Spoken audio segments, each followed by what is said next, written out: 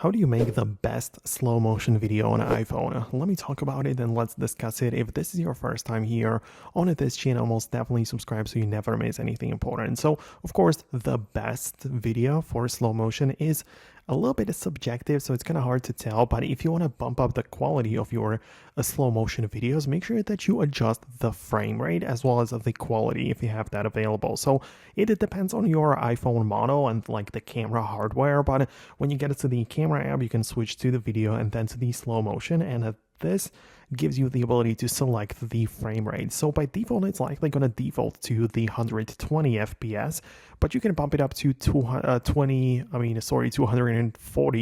FPS, which is even a double that.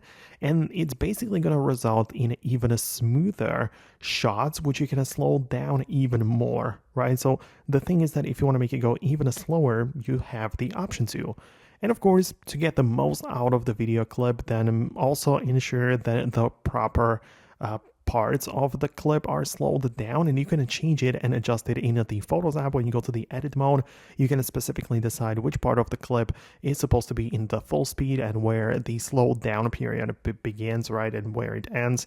So that's how you can most definitely edit the clip so you end up with the quote best slow motion video. But other than that, you only just focus on the quality of the image and just like having enough light in the scene and just capturing the movement properly.